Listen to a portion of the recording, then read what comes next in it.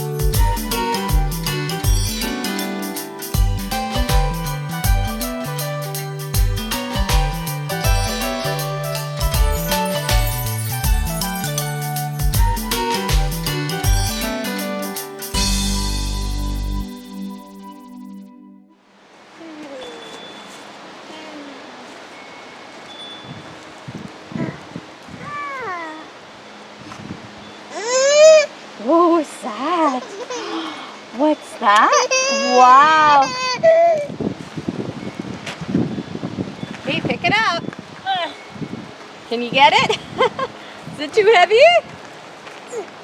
Wow! Look at that! Is it heavy? Wow! I'd say it's about 5 pounds. Can I cut this itty bitty one?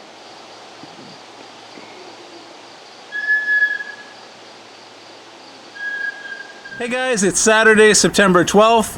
When I said last week that I was expecting some colder weather, I didn't quite expect this. We had 3 days of really cold temperatures at night, and the coldest we woke up to was -1. So during the night it probably got colder, and this is the result. You can see that it's basically wiped out the entire garden.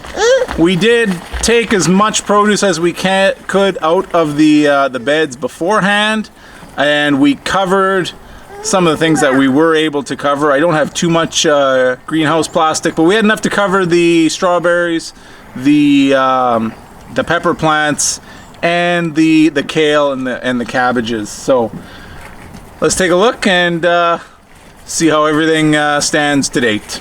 So no surprise, everything in the squash family did not make it.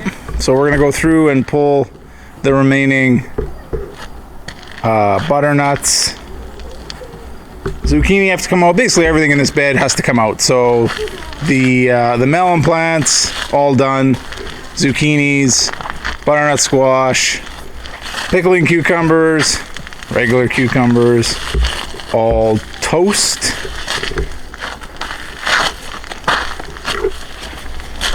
Pepper plants, didn't make it.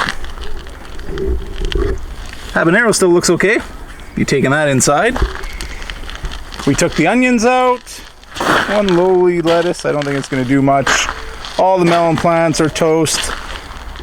We tried to save some of the second round of lettuce under the hot hats, and they seem to have made it. We are still expecting some colder temperatures tonight. Hopefully one of these weeks actually warms back to seasonable temperatures. Until then, they'll stay under there. Dill survived. It'll be coming out shortly. Tomato bed all put away for the winter. Asparagus is starting to die back, so once the rest of this starts to turn brown, these will all be chopped down to ground level, pull the weeds, and mulch for next year. We covered the peppers. There was a lot that were still not quite developed enough. They made it all right. Again, we're gonna keep the plastic on in the hopes that we get a little bit nicer weather and some of the smaller peppers can develop a bit more and ripen up. But we have a ton of them inside and a ton of them on the plants that are still ripening up. Now we put the poly over the strawberry plants. They may have made it without it. They're pretty cold tolerant plants, and oddly enough, we've noticed that since it's turned cold, the berries seem to be developing quite a bit better. They are still in full production, and it seems now that it's cooled off, they develop again very well. They do seem to prefer temperatures that are a little bit on the cooler side.